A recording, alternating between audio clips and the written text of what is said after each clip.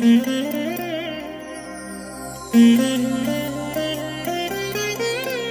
దినం పరము నుండి దిగివచ్చు మాట. ఇది నీ జీవితానికి వెలుగుల బాట. నీ ఒడిలో ఉంచబడిన దీవెనల మూట, అద్భుతాల ఆనంద ఊట. జనవరి 7 సంవత్సరమంతా మీరు బైబిల్ చదివి ముగించడానికి ఈరోజు మీరు చదవలసిన లేఖన భాగము ఉదయం ఆదికాండము 18 మరియు 19 అధ్యాయములు, సాయంత్రం మత్తయి సువార్త 6వ అధ్యాయము 1 నుండి 18వ వచనం వరకు. క్రీస్తునందు నాకు అత్యంత ప్రియమైన దేవుని బిడ్డలారా, ఈ ఉదయకాల సమయంలో ప్రభు కృప మీకు తోడైనగాక. ఆయన అదృశ్యమైన హస్తాలు మిమ్మల్ని ఎల్లప్పుడూ కూడా పొదివి పట్టుకొని, ఆయన తన కృపారెక్కల నీడల్లో మిమ్మల్ని దాచి భద్రపరిచి, మీరు చేరుకోవలసిన ఆ రేవునకు విజయవంతంగా అద్భుతంగా ఆయన చేరుస్తాడని ఈ ఉదయకాలం ప్రభును బట్టి ఈ మాట మీకు ప్రకటిస్తున్నాను. ప్రియా దేవుని బిడ్డలారా, ఎలా ఉన్నారు?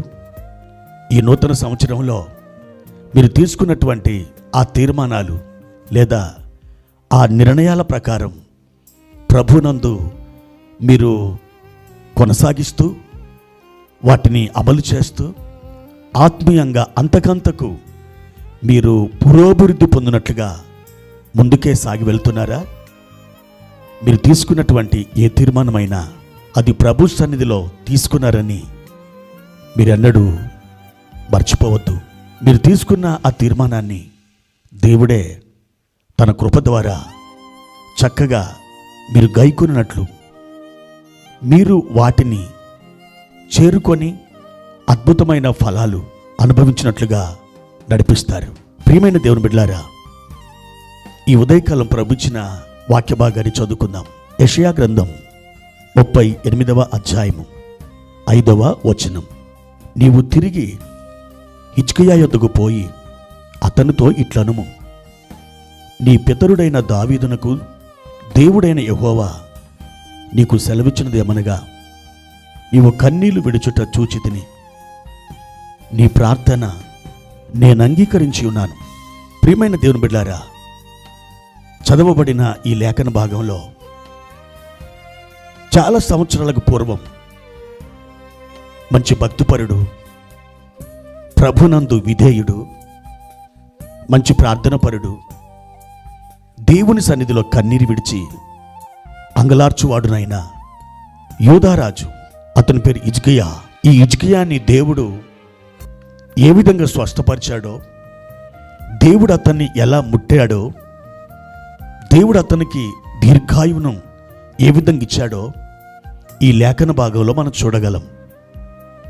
అయితే అతనికి ఒక వర్తమానం అందింది. హిజ్కియా, దేవుడు ఈ మాట నీతో చెప్పమని నన్ను పంపించాడు. దేవుడు సెలవిచ్చినది ఇదిగో నువ్వు విను అని దైవజనుడైన యెషయా అతనికి ప్రకటిస్తున్నాడు. నీవు మరణమవుతున్నావు, నీ ఇల్లుని చక్కబెట్టుకో. ప్రియ దేవుని బిడ్డలారా, ఈ మాట వినడానికి ఆనందాన్ని కలిగిస్తుందా? ఎవరైనా మరణం అనే మాట వచ్చినప్పుడు ముఖం చాటేసుకుంటారు, ఆ పదాన్ని పలకడానికి ఇష్టపడరు. ఎందుకని? అదొక శుభకార్యం కాదు. భయాభ్రాంతులకు గురవుతారు, కలవరపడతారు. నేరుగా దేవుని నుండి ఒక వర్తమానం వచ్చింది, నువ్వు చావబోతున్నావు. 10,000 మంది వైద్యులు నువ్వు బ్రతుకుతావు బాబు అని చెప్పినను, దేవుడు ఒక మాట, నువ్వు బ్రతకవు, నువ్వు చనిపోతావు అని చెబితే దేవుడు చెప్పిన మాటే ఖాయమవుతుంది. దేవుడు చెబుతున్నాడు, నువ్వు మరణం కాబోతున్నావు. ఏం జరిగింది? హిజ్కియా దేవుని సన్నిధిలో కన్నీరు విడిచి అంగలారుస్తున్నాడు. గోడవైపు తిరిగాడు, తన హృదయాన్ని దేవుని ఎదుట కుమ్మరించాడు. దేవా, నీ కృపతో నన్ను జ్ఞాపకం చేసుకో. నేను నీ సన్నిధిలో సత్యమును అనుసరిస్తూ ఏ విధంగా నడుచుకున్నానో ఒక్కసారి అయ్యా గుర్తు చేసుకో. ఆ కన్నీళ్లు తన చెంపల మీద నుండి నేల మీద రాలిపడుతున్నప్పుడు ఆకాశమందలి దేవుడైన ప్రభు ఆ గదిలో ఏడుస్తున్న హిజ్కియాను చూశాడు. కనికరంతో కదిలిపోయాడు. మనసులో నొచ్చుకున్నాడు. తాను ముందు చెప్పినటువంటి ఆ మాటని వెనకకు తీసుకున్నాడు. యెషయా నడిమిశాలలో నుండి అతడు బయటికి వెళ్ళక మునిపే మరలా దేవుని యొక్క వాక్ అతనికి ప్రత్యక్షమై, ఇదిగో నీ పితరుడైన దావీదునకు దేవుడైన యెహోవా నీకు ఇలాగ సెలవిస్తున్నాడు. నీవు కన్నీళ్లు విడిచిన చూచితిని, నీ ప్రార్థన నేను అంగీకరించున్నాను. నీకు 15 సంవత్సరాల ఆయుష్యము నీకిచ్చేదను.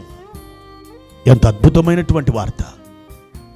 దప్పిగురిన వానికి చల్లటి నీరు ఎలా ఉంటుందో, దూరదేశముడు వచ్చిన శుభవర్తమానం వినడానికి అలాగే ఉంటుంది. పరలోకమనే దూరదేశం నుండి ఒక వర్తమానం హిజ్కియా యొద్దకు పంపించబడింది. ప్రాణం తెప్పరిల్లింది.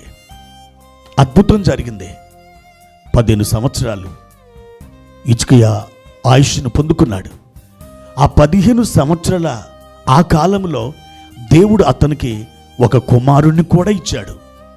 ఆ 15 సంవత్సరాలు హిజ్కియా పొందిన ఒక గ్రేస్ పీరియడ్, ఒక కృపాకాలం, దేవుడు తన దయతో ఇచ్చినటువంటి సంవత్సరాలు.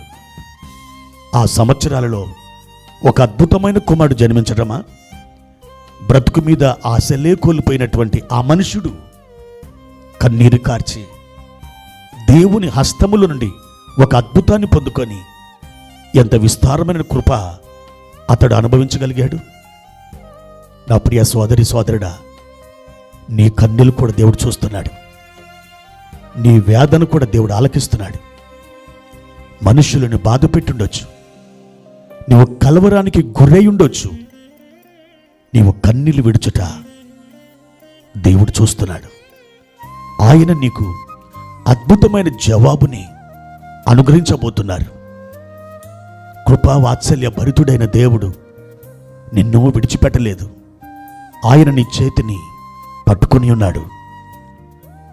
నీ కన్నుల నుండి ఆయన కన్నీరు తుడుస్తున్నాడు. ఆయన అంటున్నాడు, అమ్మా ఎందుకు ఏడ్చుచున్నావు?